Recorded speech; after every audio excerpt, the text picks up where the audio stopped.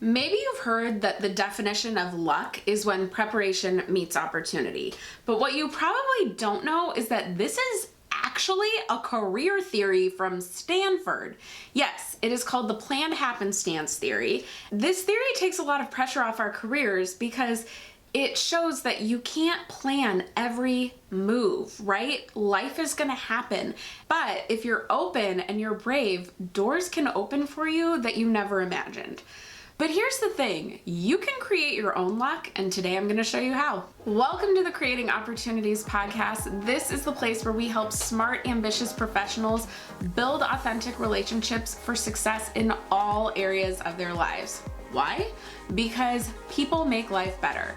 I am your host, Cassandra. I am a trainer, a speaker, a coach, an iced coffee lover, and I wanna help you create more opportunities for yourself. So let's talk about creating more luck. Honestly, the planned happenstance theory is what I've based my entire career work around, and it continues to be what we base our work around here at One Hello. Because my thing is, you don't have to wait for opportunity to come, right? We don't have to just sit around and wait on the world to change, as John Mayer says. That song actually makes me angry because honestly, the more you get out there, the more you meet people, the more opportunities you have. So here's an example. In 2019, I went to a conference called Alt Summit in Palm Springs.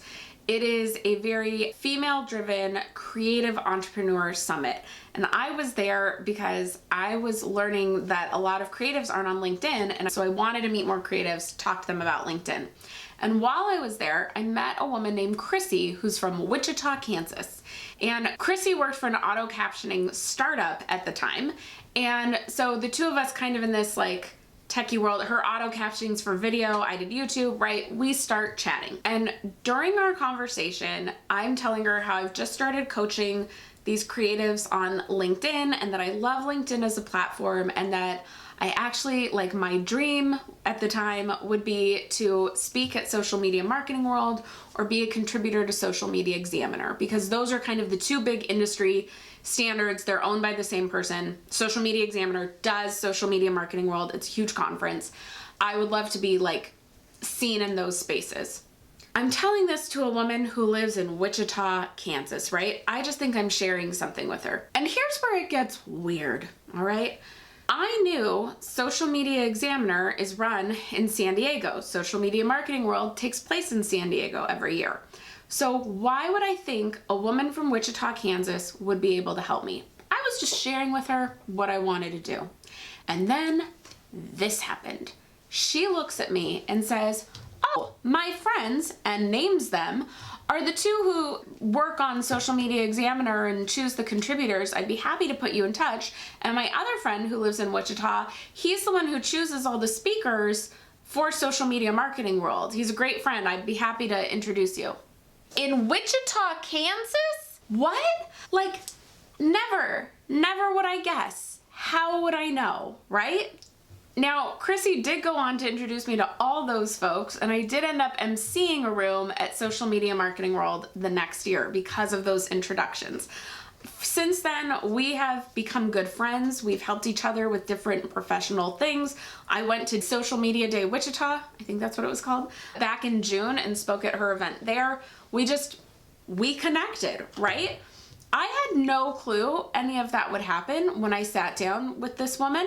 How could I know? But that's the beauty of being open to this theory that, hey, I'm just gonna talk to people, we're gonna see what happens. And then this weird serendipity tends to come along.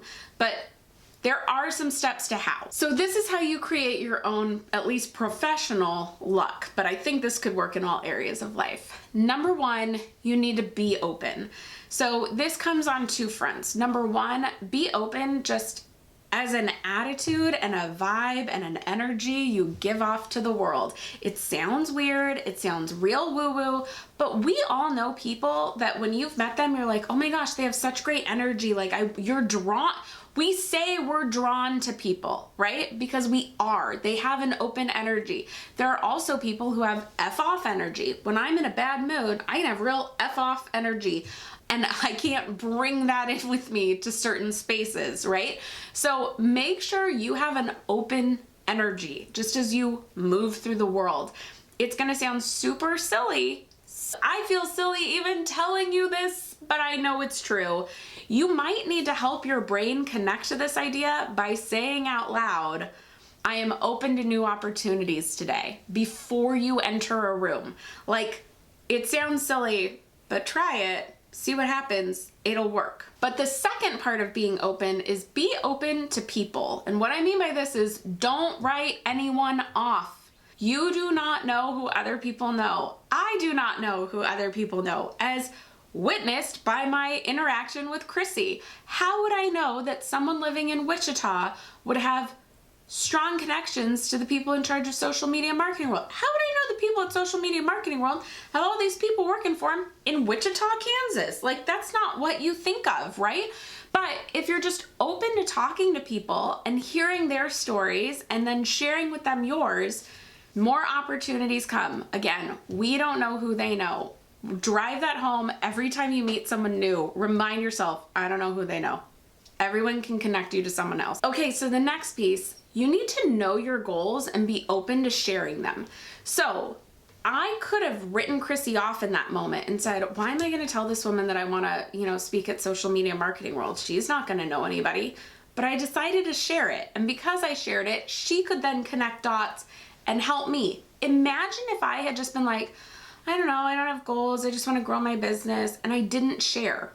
Or honestly, even knowing what our goals are and thinking about what we want is a struggle in itself. I have fully sat down at informational interviews before, just conversations, getting to know somebody, and they've said, so how can I help you? What do you need help with right now? And I've gone, I don't know. So before you go to any event, be thinking about, what is it I need help with? It could be something really tangible. It could be an introduction to a type of person. It could be something not work related at all. You could be like, I'm looking for a new dentist in town. But think about, what is it you need help with, or what are your goals? What are your dreams? Keep those things top of mind, and then don't be afraid to share those, because if you don't share them, no one can help you. And number 4, share them when appropriate. So there are going to be times where you meet somebody, like I did with Chrissy, and it naturally fell into conversation to say, oh, I'd really love to speak at social media marketing world. However, there are other times where you meet people and it's not the appropriate time to blurt out like what you want. Don't pigeonhole sharing more about yourself or your ask or your need into a conversation. Don't put that in a cold email to someone on LinkedIn, right? We have to wait for the appropriate moment. That's part of the happenstance part to me. That's the part that's like, wow, look at how this opportunity unfolded because of how the conversation went. So do be smart about wait for the appropriate time. And the really cool part is when you wait for the appropriate time, again, magic happens. Like, it's so natural. The answer is such an obvious yes in that moment. So be patient to wait for the appropriate time, but don't be afraid to share. Now, as a caveat to all this, I want to remind you, this does not mean we use people. This does not mean we don't also care for them or listen to who they are and think about how we can reciprocate and help them as well. Oftentimes, you'll meet someone and you're gonna hear things where you could help them and give to them for a while, and then is going to be your chance for it to be reciprocated. So please know, none of this is with a using people mentality, but the more people you meet, the more chances you get to create luck for yourself.